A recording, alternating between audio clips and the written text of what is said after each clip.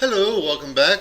We're starting a new image today, and this one's going to be more of a fantasy theme, and we're going to embrace one of my favorite concepts, which is that of transformation. I love the idea of things breaking apart and reforming and coming together into something new and exciting.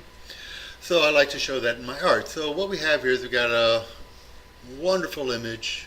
Our model is floating freely. She's happy, just in bliss right here. So what I've done is I've already gone, this is our original shot, I've already gone and separated her out from the background. We've covered that in other workshops.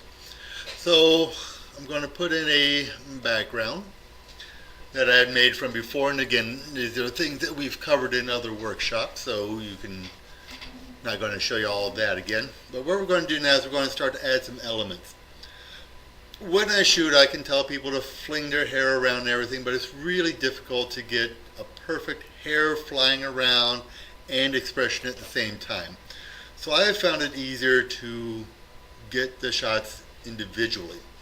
So what I do is I've got some images over here, and I have stock images that I've done of my models with long hair, just flipping their hair around. We can look at the original there.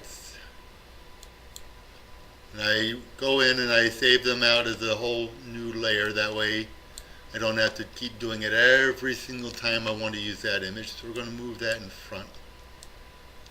So we're going to go ahead and Control T, transform, right click, flip horizontal, get it flowing in the other direction. We're going to come down here. And we're going to kind of scale it so it's going to be fitting into her hair. Now we're going to zoom in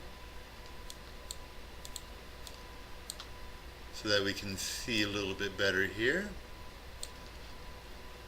I'm going to go ahead, zoom, scale it so it's going to fit her. We're going to right click, go to warp, and then I can come in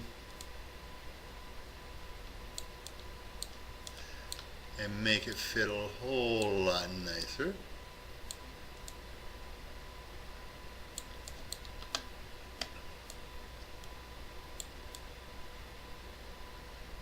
There we go. And when I get it to where I like it, hit enter. Now we're going to go ahead and add a mask in. Brush tool. Make sure we get it set the black to paint out. We're at 20%. Let's take that up to 80%. I'm going to come in here and I'm going to start blending this through. Now I'm not going to be overly concerned because we're going to go back in later painting this, so we'll be able to blend it a little bit more better later. When I come in here, we're going to go ahead and have that going behind the shoulder.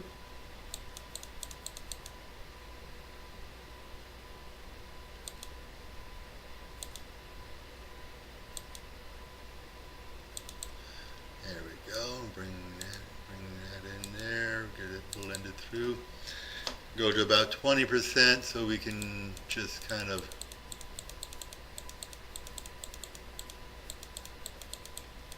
blend those edges in a little bit better. Alright, now that looks pretty nice. Now she's a little more free floating. We'll go ahead and close that one out. Not going to use that one again. I don't like the look of that one.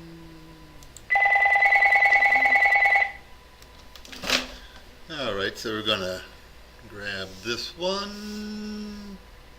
I use that for something else. We're going to come in and grab this one. I like this one a lot. So we're going to go ahead, bring that over here.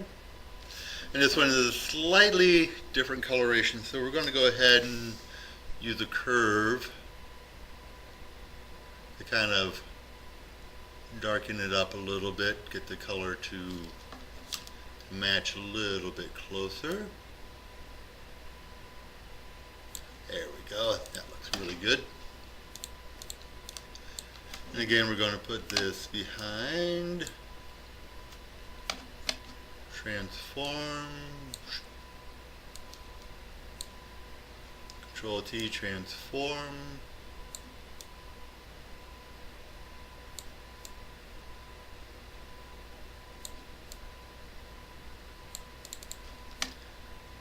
We're going to go ahead and put a mask on our subject. Brush tool, 100%. I'm going to zoom in here. And what we're doing is we're going to take out the hair from the original shoot, because this new hair is so much more fun.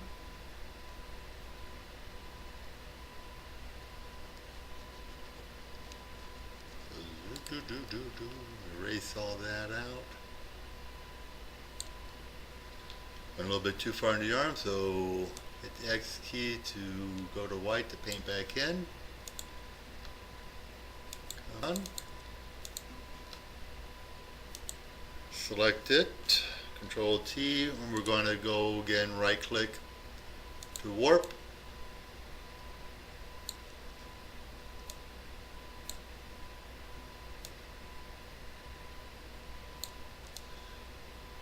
And make it fit exactly how we want it to. Needs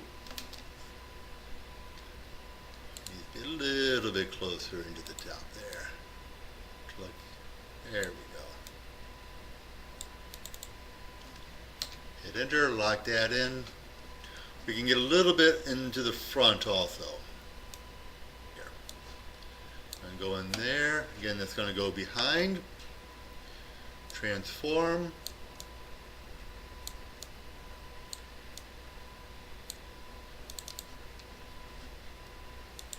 We see that it comes over in here, but if we put it behind, don't have to mask, we'll let the other one block it out. We'll go back to our subject. See that this hair right here is now interfering with that. Every time that you go in and you make a change, it's going to affect something.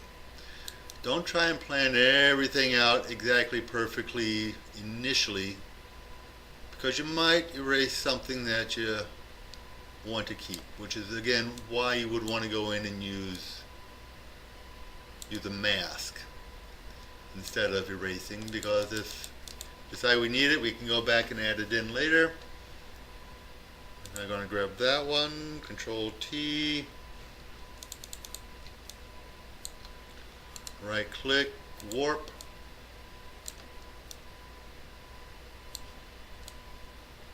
and bring it in. There we go. Now we've got the hair the way that we like it. Now one of the things that you'll notice when I shoot, we'll go back to this one, we'll put the original photo in. I shot her, she got lighter hair, I shot her on a black background. Do this for two reasons. One, when I go to separate, I can use the wand tool, select the black background, then invert it, lasso out the areas I don't want to make my new layer. It's a little bit faster that way. The other reason is I'm going to let the blending modes do the work for me instead of trying to mask out all this fine hair.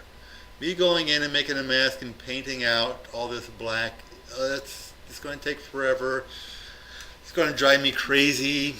I am a lazy perfectionist. If there's a way to do it faster and make it look better, I'm going to find it. So what I do is with my hair, I'm going to go ahead and make a copy. So Control J, make a copy of it. I'm going to turn my top layer off. Go back to my original layer. Since this has a black background, if I go to a screen blend mode, it does not see the black. So you can see if I turn that one back on, you can see the black, turn it off, can't see the black. It automatically got rid of all that edge around for me. Now the nice part about this is as the hair gets thinner, which is going to happen down at the edges, it should allow some of the background light through it to begin with. So this is automatically going to give me a much nicer, more natural look to it. It's a little too thin where the hair should be thicker. So I have my copy that I still have at normal light. I'm going to go ahead and put a layer mask on that, and with my brush tool at around 30% or so, I'm going to come in, I'm going to start painting out the black in these areas and along these edges. And by doing it at 30%, I'm going to have to automatically do multiple passes to get rid of all the black. And I can feather it in a lot nicer. So I can come in here, boom, boom, boom, boom. So what this allows me to do is this allows me to go in and transition the hair from solid to a little see-through where it should naturally be. And then also give me that little transparency. So it's a more natural look in terms of transitioning from a thick hair down to the individual strands. Much more natural look. Now I'm going to pause here and I'm going to go ahead and do the same to these back hair, but I'm not going to make you watch me do that. That's going to be a little boring, so I'll be right back.